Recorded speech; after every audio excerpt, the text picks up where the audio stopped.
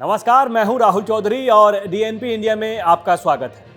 न दूरी है न खाई है, मोदी हमारा भाई है। ये हम नहीं कह रहे भैया, ये नारे लखनऊ में लगे हैं। दरअसल लखनऊ में बीजेपी अल्पसंख्यक मोर्चा की बैठक हुई।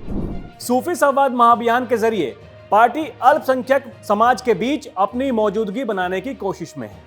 पार्टी लोकसभा चुनाव में मिशन 80 के साथ उतरने की तैयारी में है। ऐसे में अल्पसंख्यक वोट बैंक के बीच पैठ बनाना बहुत जरूरी हो गया है।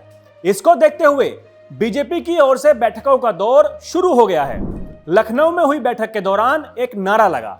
यह नारा इस समय चर्चा में बना हुआ है। इस बैठक में नारा लगा, न दूरी है न खाई है, मोदी हमारा भाई है।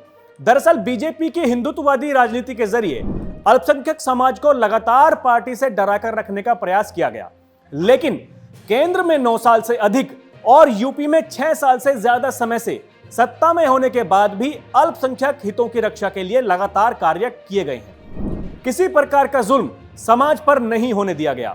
विकास योजनाओं में समाज को बराबर का साझेदार बनाया गया। बीजेपी की ओर से अब कुछ यही समझाने का प्रयास किया जा रहा है। दरअसल अल्पसंख्यक वोट बैंक पर पिछले दिनों खूब राजनीति हुई है। मुस्लिम वोट बैंक को अपने पाले में लाने के लिए तमाम राजनीतिक दल प्रयास करते हुए दिख रहे हैं। एक तरफ कांग्रेस ग्रामीण स्तर तक मुस्लिम वोट बैंक को साधने की योजना पर काम कर रही है, वहीं समाजवादी पार्टी मुस्लिम वोट बैंक पर अपना अधिकार मानकर चल रही है। समाजवादी पार्टी मुस्लिम यादव समीकरण को साधकर ही सत्ता तक पहुंचने में कामयाब भी हुई है। कुछ इसी प्रकार की स्थिति बहुजन समाज पार्टी की भी रही है। दलित अल्पसंख्यक वोट बैंक के जरिए ही सत्ता हासिल करने में उन्हें सफलता मिली। कांग्रेस की अपनी अलग दावेदारी रही है। वहीं भारतीय जनता पार्टी ने अब कहना शुरू कर दिया है कि मुस्लिम वोट बैंक को मानकर तमाम राजनीतिक दलों ने उनका उपयोग किया है। मुसलमान की आर्थिक स्थिति को सुधारने के लिए अब तक कोई प्रयास ही नहीं किया गया भैया। बीजेपी नेताओं का कहना है कि मोदी योगी सरकार ने मुसलमानों की स्थिति में सुधार की योजना पर काम किया है। सबका साथ सबका विकास के नारे को जमीन पर उतरने में पार्टी कामयाब रही है। विकास योजना में किसी प्रकार की कमी नहीं की गई। सभी वर्गों को एक समान माना गया है।